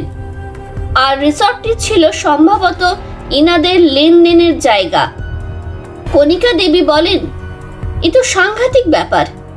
তা ওই 4-5 বছর আগেকার ওই রিসর্টের ঘটনায় কি এই 4 জন জড়িত ছিলেন? বিপাশা উত্তরটা দিল, সেটাই তো জানতে হবে মাসি। আর সেটা ধরতে পারলেই মনে হয় এই 4 জনের হত্যা রহস্যরও সমাধান করা যাবে। রিসর্টের মধ্যে হাঁটতে হাঁটতেই কথা হচ্ছিল সবার। খানিকটা এগোবার পর পায়ে পায়ে কণিকা দেবীরা পৌঁছে যান রিসর্টের শেষ প্রান্তে, সেই গেটটির কাছাকাছি। অতসী দেবী খানিকটা এগিয়ে গিয়েছিলেন। গেটের মুখে বেশ কয়েকজনের জটলা লক্ষ্য করেন তিনি। মনে হয় ওখানে কিছু একটা ঘটেছে। অনেকে জটলা করে দাঁড়িয়ে আছেন। একবার যাবে নাকি বিপাশা? অতসী দেবীর কথায় সবার দৃষ্টি গিয়ে পড়ে গেটটির কাছে। রুবি দেবী বলে ওঠেন, ওখানে তো 2 জন পুলিশের লোকও দেখা যাচ্ছে। চল যাওয়া যাক, নিশ্চয়ই বড়সড় কিছু ঘটেছে। কণিকা দেবী চলার গতি বাড়িয়ে দিয়ে সবার আগে পৌঁছাবার চেষ্টা করলেন স্পটে। বললেন, তার মানে নিশ্চয়ই ওখানে কিঙ্করকে পেয়ে যাব। এই ঝামেলাটার জন্যই মনে হয় ও বিপাশার লাইনটাও কেটে দিয়েছিল। সবাই পা চালিয়ে মিনিট 2 মধ্যে পৌঁছে যান গেটের কাছে। জটলার মধ্যে দাঁড়িয়ে থাকা একজনকে কণিকা দেবী জিজ্ঞাসা করেন, এখানে কি হয়েছে? সবাই জটলা করে আছেন কেন? লোকটি উত্তর না দিয়ে জঙ্গলের দিকে আঙুল তুলে বুঝিয়ে দেয় যে ঘটনাটি এখানে হয়নি, হয়েছে টিলার উপর দিকে জঙ্গলে। হঠাৎই বিপাশা বলে ওঠে, ওই তো ওখানে কিঙ্কর কারোর সাথে দাঁড়িয়ে কথা বলছে। কণিকা দেবী ওখান থেকেই চেঁচিয়ে কিঙ্করের নাম ধরে ডাকেন। কিঙ্কর সবাইকে দেখে লোকটির সাথে কথা সেরে এগিয়ে আসে কণিকা দেবীদের দিকে। রুবি দেবী এগিয়ে গিয়ে জিজ্ঞাসা করেন, এখানে কি হয়েছে কিঙ্কর? এত লোকজন কেন? বেরোবার সময় তো কিছুই ছিল না। কিঙ্কর ভিড় থেকে সবাইকে সরিয়ে নিয়ে এসে নিচু গলায় বলে, জঙ্গলে একজনের লাশ মাটি খুঁড়ে বার করা হয়েছে। মনে হচ্ছে 2 দিন আগেকার কাণ্ড। লোকজনের ভার্সন অনুযায়ী লোকটি পীযূষ শর্মা, রিসর্টের মালিক, মৃত অঞ্জলি শর্মার নিখোঁজ দাদা। প্রাথমিক পরীক্ষা নিরীক্ষায় বোঝা যায় যে পীযূষ শর্মাকে প্রথমে শ্বাসরোধ করে মারা হয় এবং পরে মাটিতে পুঁতে দেওয়া হয়। শ্বাসরোধ করা হয় সম্ভবত জলে ডুবিয়ে। যেখানে পীযূষ শর্মার দেহটি পাওয়া যায় তার থেকে কিছুটা দূরে একটা ডোবার মতন লক্ষ্য করেছিল কিঙ্কর ও কিশোরবাবু।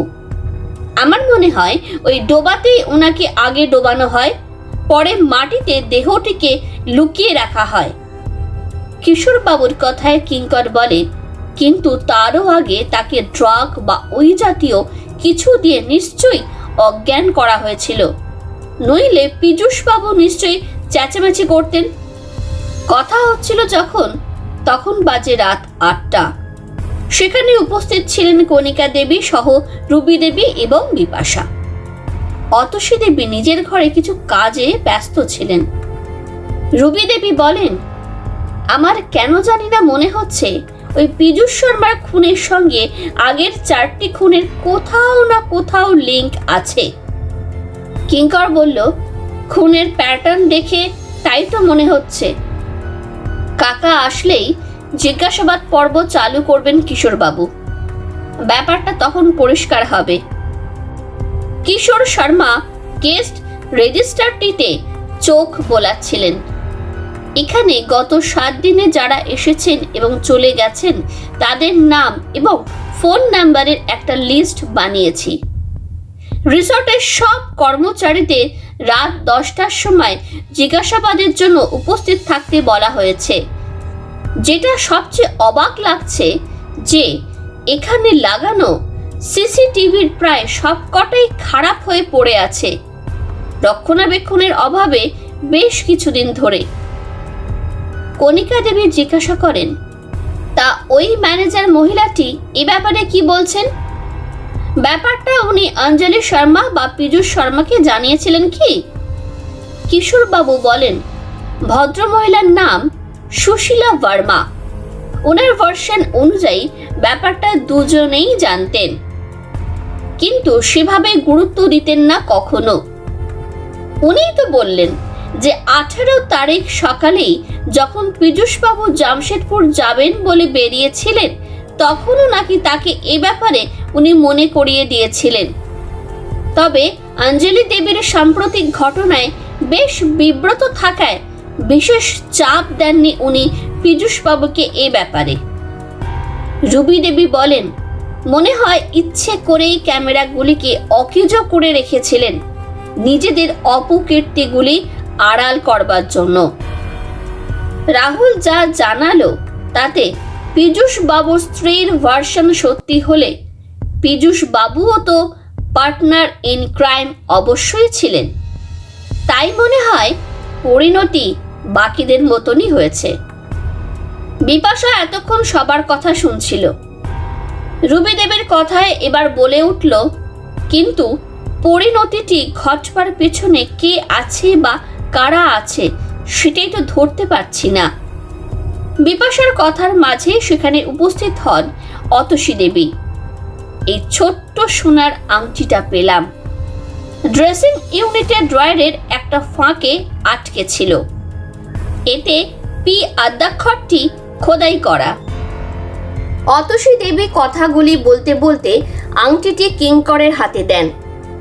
আংটিটি হাতে নিয়ে কিঙ্কর বলে, কিশোরবাবু, একবার ভিজিটার রেজিস্টারে রুম নাম্বার 6, মানে যে রুম থেকে এটা পাওয়া গেল, সেখানে দেখুন তো গত 7 দিনে কোনো মহিলা ছিলেন কিনা।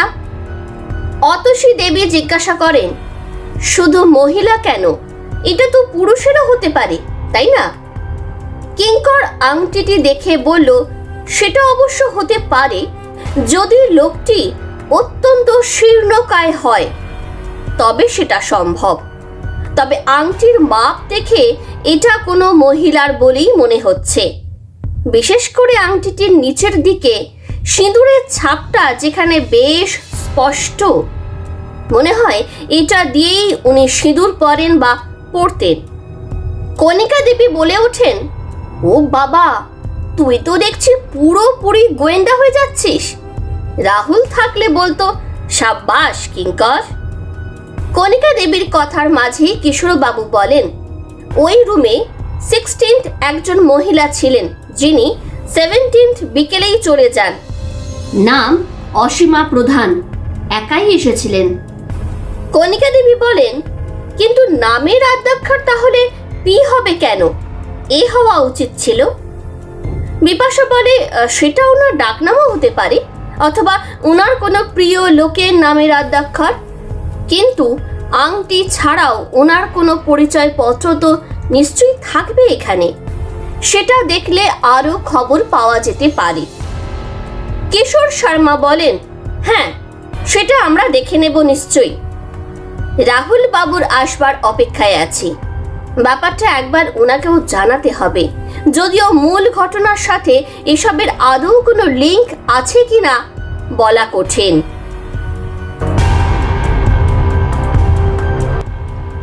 জামশেদপুর থেকে ফিরবার পথে গাড়িতে কথা হচ্ছিল টেলিফোনে রাহুলের সাথে বিকাশ বাবুর।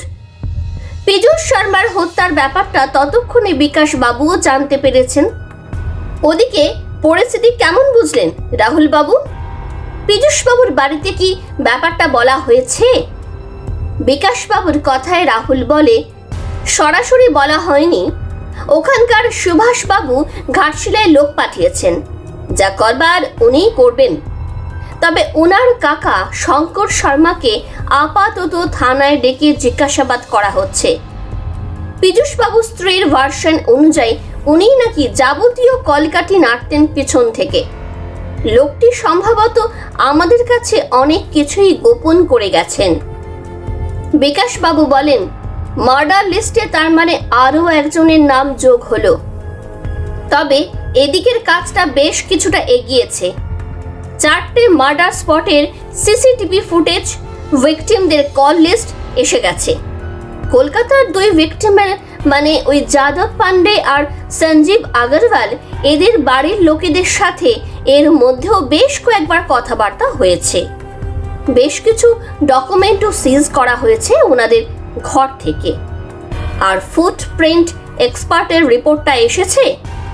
রাহুলের প্রশ্নে বিকাশ বাবু বলেন, আজ রাত্রেই পেয়ে যাব। তাই ভাবছি এসব কিছু রেডি করে আমার এখনকার যিনি কেসগুলি দেখছেন সেই মেহের বোসকে নিয়ে কাল ভোর ভোর আমি চলে আসি ঘাটশিলায়। ততক্ষণে ওখানকার অনুসন্ধান আপনারও বেশ কিছুটা এগিয়ে যাবে। রাহুল একটু ভেবে নিয়ে বলে, তাই করুন বিকাশবাবু। যাবতীয় ডিটেলস এক জায়গায় না আনলে কাজের অসুবিধা হতে পারে। অনুসন্ধান পর্বটিকে না হয় ঘাটশিলাতেই শেষ করা যাক।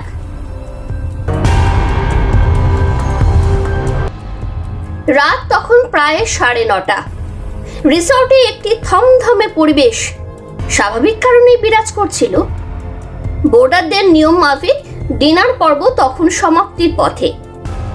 তাদের মধ্যেও পীযূষ শর্মার খবরটি ততক্ষণে ছড়িয়ে পড়েছে। চাপা গলায় তাদের মধ্যেও ব্যাপারটি নিয়ে আলোচনার বিরাম নেই। কণিকা দেবী সহ বাকিদের ডাইনিং হলে আগেই পাঠিয়ে দিয়েছিল রাহুল। জামশেদপুর থেকে রাত 9টা নাগাদ ঘাটশিলা পৌঁছায় সে। জিজ্ঞাসাবাদ শুরু করবার আগে কিঙ্করকে সঙ্গে নিয়ে কিশোর শর্মার সাথে কয়েকটা বিষয় আলোচনা শুরু করে ফেলে রাহুল। আমাদেরকে আগে আগে ডিনারে কেন পাঠালো বলতো রাহুল? ওখানে কি আলোচনা করছে সেটা তো জানতে পারছি না একেবারেই।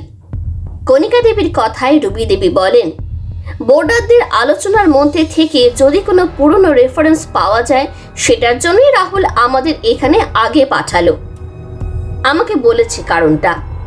ওনাদের কথাবার্তাগুলো ভালো করে শুনতে থাকো। কণিকা দেবী খানিকটা ভেবে বললেন, হলের ওই কোণায় যে ভদ্রলোকটি বসে আছেন উনি মনে হয় এখানে আগে একবার এসেছেন। কথাবার্তায় তাই মনে হলো। 5 বছর আগে ঘটে যাওয়া ঘটনাটির কথা বলছিলেন আজকের পীযূষ শর্মার ঘটনার প্রেক্ষিতে। কণিকা দেবীর কথায় বিপাশা বলে, ওনার সাথে যিনি কথা বলছিলেন তিনিও মনে হলো ওই পুরনো ঘটনার কিছু কিছু শুনে থাকবেন। বাকিরা দেখছো না, বেশিরভাগ কথাবার্তাই ওনাদের সাথে করবার চেষ্টা করছেন। রুবি দেবী বলেন, তার মানে এই দুজন আমাদের কাজে লাগতেই পারেন। ইনাদের ডিটেলসটা রাহুলদের জানানো দরকার, কিন্তু সেটা কিভাবে? অতসী দেবী বললেন, ওটা আমার আর কণিকাদির উপর ছেড়ে দাও। খাওয়া দাওয়া পর্ব শেষ হলে ওনাদের ঠিকুচি কুষ্টি বার করে নেব। তাছাড়া ভিজিটার রেজিস্টার থেকেও তো নাম ঠিকানা পাওয়াই যাবে। রুবি দেবী বলেন, সেটা তো পাওয়াই যাবে, কিন্তু খবরাখবর জোগাড় করাটাই একটা ব্যাপার। দেখা যাক চেষ্টা করে। আমরা যতটুকু পারলাম, বাকিটা রাহুল আর কিঙ্কর বুঝে নেবে। কণিকা দেবী বলেন, আরেকটা বিষয় যেটা কানে এলো সেটা হচ্ছে যে ওই পুরনো ঘটনাটি যখন ঘটে তখন কিন্তু বর্তমান রিসর্ট ম্যানেজার সুশীলা বর্মা ছিলেন না, অন্য কেউ ছিলেন তখন। তার কথাবার্তার মাঝে একটা নাম বারতিনে কানে আসে, নামটা খুশি। এই খুশিটি কে বুঝতে পারেনি, তবে পুরনো ঘটনায় যে এই খুশি জড়িত সেটা বুঝতে অসুবিধা হয়নি। বিপাশা বলে, তার মানে 5 বছর আগে ঘটে যাওয়া ঘটনার পরে পুরনো সবাইকে সরিয়ে দেওয়া হয়েছিল। আর এই খুশি কি তবে ওই রেপড অ্যান্ড মার্ডার ভিকটিম? কিন্তু এই খুশিটি কে? কিছুই তো মাথা মুন্ডু বুঝতে পারছি না। রুবি দেবী একটু ভেবে নিয়ে বলেন, খাওয়া দাওয়া শেষ করে ওই 2 ভদ্রলোকের সাথে একবার আলাপ করা দরকার। আমারও মনে হচ্ছে ওই পুরনো কেসটিতে এখনকার 5 জন মার্ডার ভিকটিম নিশ্চয়ই কোনো না কোনোভাবে জড়িত ছিলেন, আর সেটার কারণটা জানতে পারলেই এখনকার রহস্যের সমাধান করা যাবে। চটপট ডিনারটা শেষ করা যাক। ওই ভদ্রলোক দুজনের খাওয়া দাওয়ার পর্ব সমাপ্তির পথে।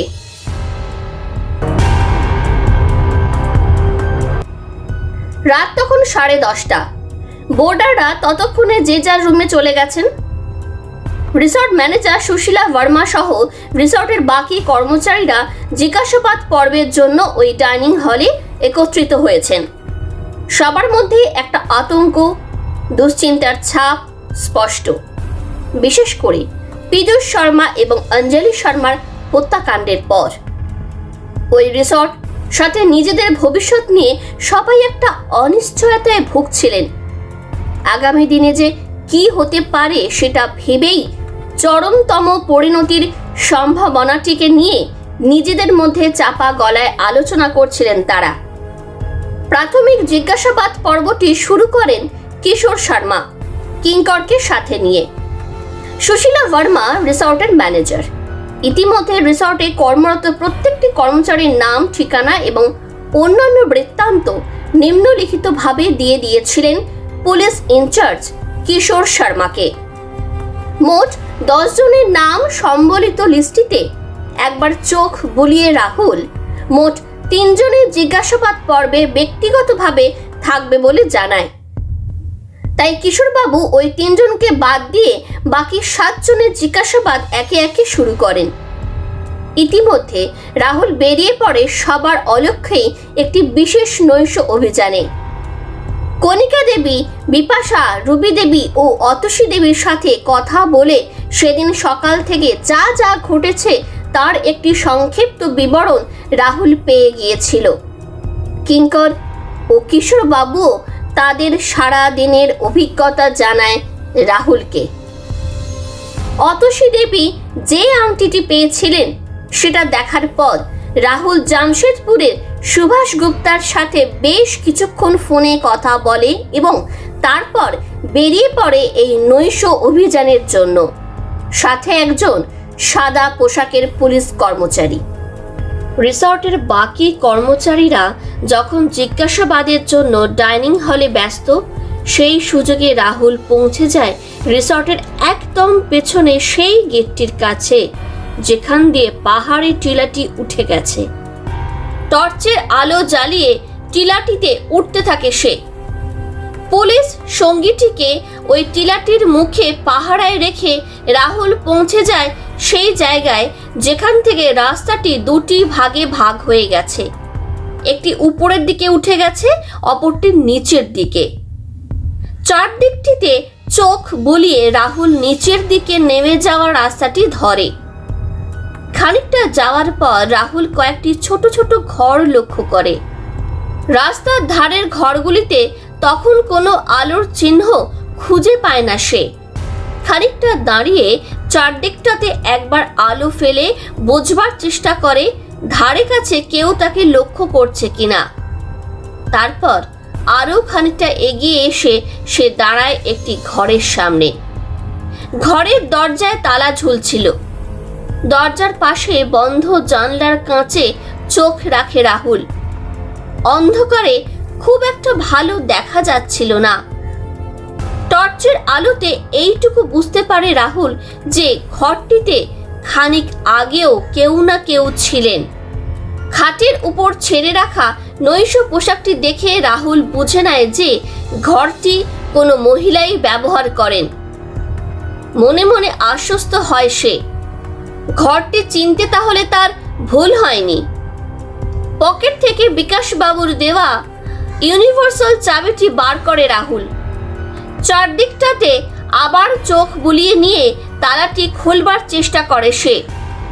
খানিক নাড়াচাড়ার পর তালাটি খুলে যায় খুট করে আওয়াজ করে। দরজাটি খুলে ঘরের মধ্যে প্রবেশ করে রাহুল। টিলার মুখে অপেক্ষারত পুলিশ কর্মচারীটিকে ঘরটির সামনে এসে নজর রাখতে বলে সে। ভেতর থেকে দরজাটি বন্ধ করে রাহুল শুরু করে তার নৈশ অভিযান। রাত তখন 11:30। 7 জনের জবানবন্দি নেওয়ার পর্ব ততক্ষণে শেষ করেছেন কিশোর শর্মা। এই 7 জনের প্রত্যেকেই এই রিসর্টে 3 বছর বা 2 বছর আগে থেকে কাজ করছেন। ফলে 5 বছর আগে ঘটে যাওয়া সেই অঘটনের বিশেষ কোনো ক্লু এরা দিতে পারেননি। তবে প্রত্যেকেই ব্যাপারটা যে ঘটেছিল সে বিষয়ে কোনো না কোনোভাবে জানতে পেরেছেন। তবে বেশিরভাগ ক্ষেত্রেই কানাঘুষা থেকে খবরটি পেয়েছেন তারা। আসলে ঘটনাটি ঘটবার 6 মাস পর যখন রিসর্টটি চালু হয় তখন থেকে ধীরে ধীরে পুরনো লোকজনকে সরাতে থাকেন পীযূষ শর্মা। পুরনো ঘটনার প্রত্যক্ষ বা পরোক্ষ কোনো রকম সাক্ষীকেই রাখতে চাননি তিনি। পুরনো কর্মচারীদের ফাইলগুলি পাওয়া গেছে কি? রাহুলের প্রশ্নে কিশোর শর্মা বলেন, রিসর্টে পুরনো কোনো রেকর্ডই পাওয়া যায়নি। আমাদের পুলিশ ফাইল থেকে অবশ্য কয়েকজনের কিছু তথ্য পাওয়া গেছে। ফাইলটা একবার দেখে নিতে পারেন। রাহুল বলে, সেটা দেখে নিচ্ছি। তার আগে বাকি 3 জনের প্রাথমিক জিজ্ঞাসাবাদ পর্বটি সেরে ফেলা যাক। অনেক রাত হয়েছে। যে 3 জনকে নিজের উপস্থিতিতে জিজ্ঞাসাবাদ করতে চেয়েছিল রাহুল, তাদের মধ্যে প্রথমে ছিলেন ম্যানেজার সুশীলা ভার্মা। এছাড়া তালিকায় ছিলেন আনন্দ ভার্মা, যিনি সম্পর্কে সুশীলা ভার্মার কাজিন ব্রাদার। উনি রিসর্টের সিকিউরিটি ও অন্যান্য অফিসিয়াল কাজগুলি দেখেন। আর তৃতীয় ব্যক্তিটির নাম শ্রী পরেশ গুপ্তা, যিনি প্রধানত রিসর্টের রক্ষণাবেক্ষণ ও প্রাত্যহিক কেনাকাটার দিকটি দেখাশোনা করেন। এছাড়া অফিসিয়াল কাজে কখনো কলকাতা কখনো জামশেদপুরেও যাতায়াত ছিল এই পরেশ গুপ্তার। পীযূষ শর্মার খুবই বিশ্বস্ত লোক এই ভদ্রলোকটি। জিজ্ঞাসাবাদ পর্বটি রাহুল শুরু করে ওই পরেশ গুপ্তাকে দিয়েই। আজ সকালে তাকে বাগানে কাজ করতে দেখেছিল কিঙ্কর। তাকে পরেশ গুপ্তা হিসেবে দেখে কিছুটা হলেও অবাক হয় সে। সারাদিনে এত কিছু ঘটে গেল, এর মধ্যে আর কিন্তু লোকটিকে একবারও দেখতে পায়নি কিঙ্কর। ব্যাপারটা কিঙ্কর রাহুলকে জানাতেই রাহুল পরেশবাবুকে জিজ্ঞাসা করে, আজ সারাদিন কোথায় ছিলেন পরেশবাবু? ভাবলেশহীন মুখে পরেশ গুপ্তা বলেন, পীযূষবাবু কয়েকটা কাজ দিয়ে গিয়েছিলেন, তাই রাখা মাইন্সে ছিলাম। আগামীকাল জামশেদপুরে ওনাকে রিপোর্ট পাঠাবার কথা ছিল। রাহুল বলল, সেই রিপোর্টটা কি আমাদের দেখাতে পারেন? কি ব্যাপারে রাখা মাইন্সে গিয়েছিলেন সেটা কি বলা যাবে? পরেশ গুপ্তা ইতস্তত করে প্রাথমিকভাবে চুপ করে থাকলো। তাকে চুপ করে থাকতে দেখে কিশোর বাবু বলেন, চুপ করে থাকবেন না মিস্টার গুপ্তা। আপনি যে পীযূষ শর্মার খুব কাজের এবং কাছের লোক ছিলেন সেটা আপনার বাকি কালিকদের কথায় বুঝতে পেরেছি আমরা। কি কাজ নিয়ে গিয়েছিলেন সেটা বলুন আমাদের। পরেশ গুপ্তার আচরণে কোনো রকম পরিবর্তন দেখা যায় না কিশোরবাবুর কথার পরেও। পীযূষবাবু অনেক ব্যক্তিগত কাজ আমাকে দিয়ে করাতেন, সেসবের রিপোর্ট ওনাকেই সরাসরি দিতে বলতেন, কখনো কখনো অঞ্জলি ম্যাডামকে। পরেশ গুপ্তার উত্তরে রাহুল কিছুটা গম্ভীরভাবেই বলে, তাহলে তো রিপোর্ট দিতে আপনাকেও পরলোক যাত্রা করতে হবে পরেশবাবু। কাজটা যখন করেই এসেছেন, দুজনের কাউকে না পেলে রিপোর্টটা কাকে দেবেন? চুপ করে থাকবেন না পরেশবাবু। মনে রাখবেন, আপনি কিন্তু হত্যা তদন্তে এসে জিজ্ঞাসাবাদ পর্বে সহযোগিতা করছেন না। ব্যাপারটা আপনার বিরুদ্ধেই যে যাচ্ছে সেটা আশা করি বুঝতে পারছেন। পরেশবাবু খানিকটা চুপ করে থাকে, মাথা নিচু করে বললেন, রাখা মাইন্সের ব্যাপারটা কাকা বাবুও দেখেন, যা বলবার আমি ওনার কাছেই বলবো। অঞ্জলি ম্যাডামও মাঝে মাঝে ওনাকেই বলতেন। রাহুল বলল, কাকা বাবু মানে কে? শঙ্কর শর্মা? মাথা নেড়ে পরেশবাবু বলেন, হ্যাঁ, কাজের ব্যাপারে ওনার সাথেও কথা হয় আমার। রাহুল কিশোরবাবুকে সাথেই জামশেদপুরের সুভাষ গুপ্তাকে ফোনে যোগাযোগ করে ব্যাপারটা জানতে বলে। কিশোরবাবুর ফোনে কথোপকথন চলার ফাঁকে রাহুল পরেশবাবুকে বলে, আপনি তো এখানে গত 2 বছর ধরে আছেন, অন্তত আপনার ফাইল তাই বলছে। এর আগে আপনি কোথায় ছিলেন, কোথায় কাজ করতেন? পরেশবাবু তার স্বভাব সিদ্ধ শীতলতা বজায় রেখে বলেন, কলকাতায় একটা ঠিকাদারি সংস্থায়। যখন যেখানে কাজে পাঠাতো সেখানেই যেতাম। রাহুল প্রায় সঙ্গে সঙ্গে জিজ্ঞাসা করে, সংস্থাটির নাম ঠিকানা? পরেশবাবু একটু থমকে নিজেকে সামলে নিয়ে বলেন, আগরওয়াল এন্টারপ্রাইজ। ঠিকানা মনে নেই। তা এখানে এলেন কিভাবে? কারো রেফারেন্সে? রাহুলের প্রশ্নে কিছুটা ভেবে নিয়ে পরেশবাবু বলেন, কলকাতাতেই কারো কাছে খবরটা পেয়েছিলাম, ঠিক কার কাছে মনে নেই। আমায় এখানে পীযূষবাবুই কাজে রেখেছিলেন। রাহুল হেসে বলে, আপনার তো দেখছি ভুলে যাওয়ার রোগ আছে। কলকাতায় কোথায় কাজে যেতেন মনে নেই, কে আপনাকে এখানকার খবর দিল তাও মনে নেই।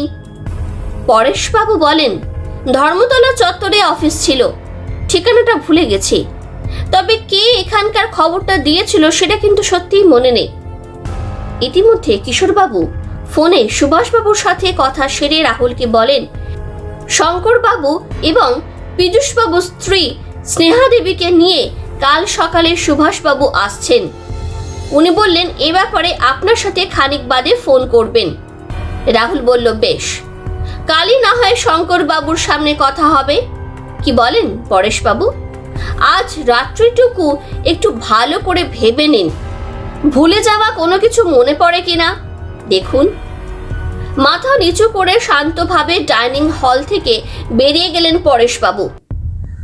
কিশোরবাবু রাহুলের সাথে কয়েকটি কথা বলে আনন্দ বর্মাকে জিজ্ঞাসাবাদের জন্য ডেকে নেন।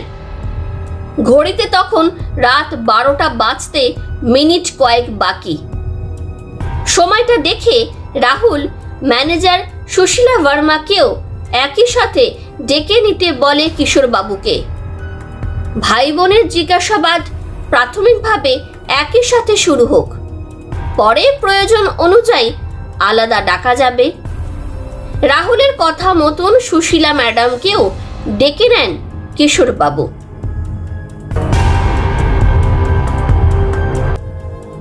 আজকে হাতে সময়টা কম, তাই আপনাদের দুজনকে একই সাথে ডেকে নিলাম।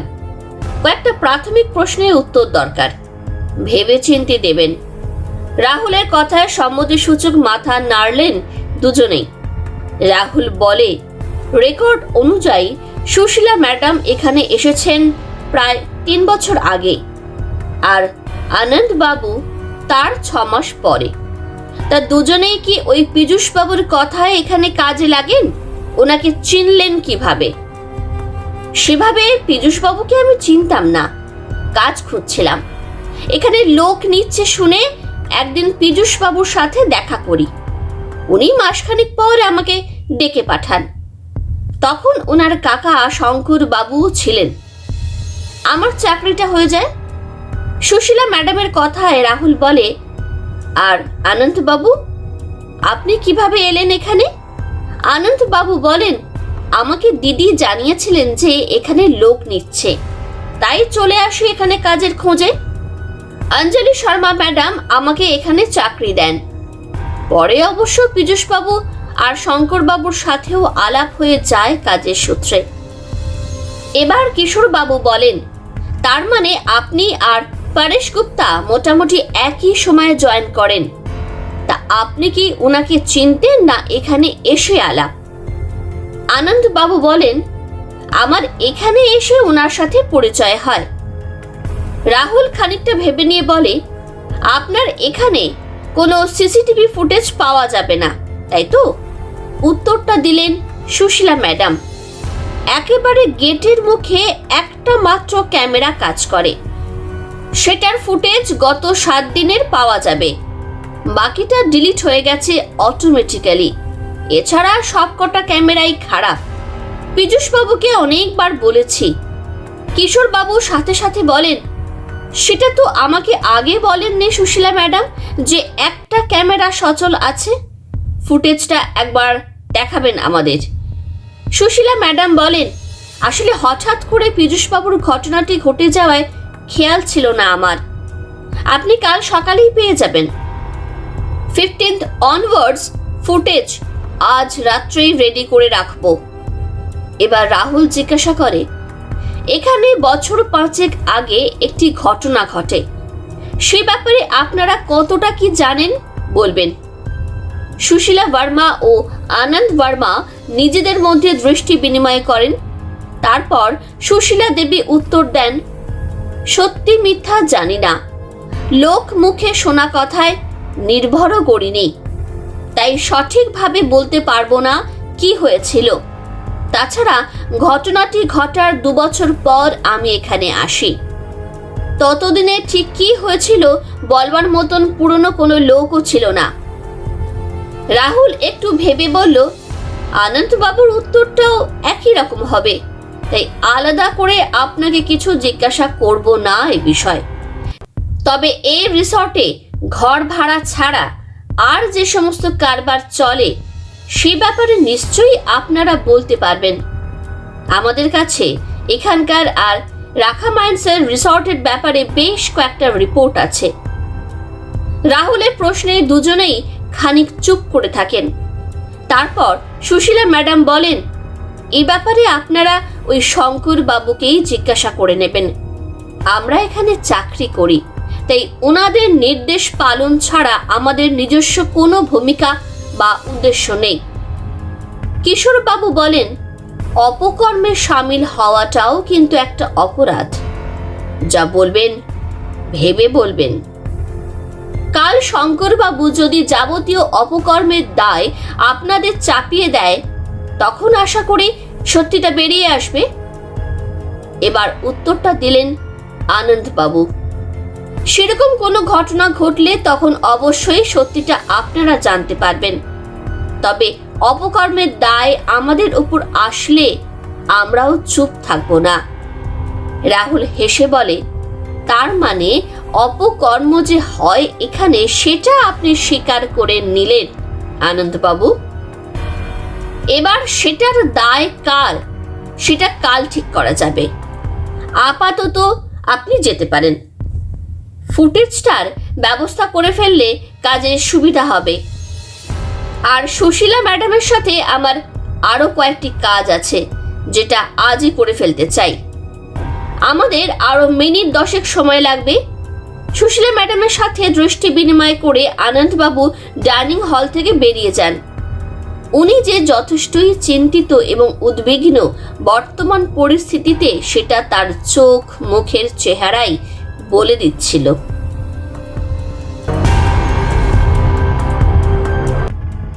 সুশীলা ম্যাডাম বার দুয়েক ঘড়ির দিকে তাকিয়ে বললেন, রাত তো অনেক হলো স্যার, বাকি কথা কাল বললে হতো না? বোর্ডারদের জন্য ভোরবেলা থেকে অনেক কাজ থাকে, তাই বলছিলাম। রাহুল বলল, সরাসরি উত্তর পেয়ে গেলে 10 মিনিটের বেশি লাগবে না ম্যাডাম। শুরু করি? সুশীলা ম্যাডাম মাথা নেড়ে বললেন, বেশ, বলুন কি বলবেন, যতটা জানি নিশ্চয়ই বলবো। রাহুল বলল, এখানকার কয়েকজন টুরিস্টের কাছে পুরনো ঘটনার সময় আপনার আগে যিনি ম্যানেজার ছিলেন তার নামটা জানতে পারি। তখন কাজ করতেন সন্ধ্যা গুপ্তা নামক এক মহিলা, সাথে ওনার স্বামী রবি গুপ্তা। ইনাদের নাম কি আপনি জানতেন বা শুনেছেন? সুশীলা ম্যাডাম খানিক ভেবে বলেন, ঠিক খেয়াল নেই, মনে পড়ছে না। রাহুল সাথে সাথেই বলে, তাহলে তো খুশি নামটাও আপনার মনে নেই, কি বলুন? সুশীলা দেবী চুপ করে থাকেন, মাথা নেড়ে জানিয়ে দেন যে তার কিছুই মনে পড়ছে না। কিশোরবাবু একটু কড়া গলায় বলেন, এই রিসর্টে 5 বছর আগে একটা কিশোরীর রেপ ও মার্ডার হয়েছিল, সেটাও আপনি শোনেননি? তাই বলবেন কি? মেয়েটির নামও আমাদের রেকর্ড অনুযায়ী খুশি, সেই নামটা আপনি শোনেননি, সেটাই বলছেন তো? সুশীলা বর্মা এবার একটু উত্তেজিত হয়েই বললেন, বললাম তো, শুনে থাকলে মনে নেই আমার। এখানে চাকরি করতে এসেছি, ইতিহাস ঘেঁটে আমার কি হবে? রাহুল এবার গম্ভীর গলায় বলে, ইতিহাসটা তো ঘেঁটে আমাদের দেখতেই হচ্ছে সুশীলা ম্যাডাম, কারণ 5-5টা মার্ডার কেস ওই ইতিহাসের সাথে জড়িত থাকতে পারে। আচ্ছা, আপনার বাবার নাম কি ম্যাডাম? রাহুলের প্রশ্নে সুশীলা ম্যাডাম কেমন থতমত খেয়ে যান। সামলে নিয়ে বলেন, অলোক বর্মা। কেন? রাহুল বলল, কাকতালীয়ভাবে পুলিশ রেকর্ড বলছে যে আগের যিনি ম্যানেজার ছিলেন, মানে সন্ধ্যা গুপ্তার বাবার নামও অলোক বর্মা। আরো মজার কথা শুনবেন?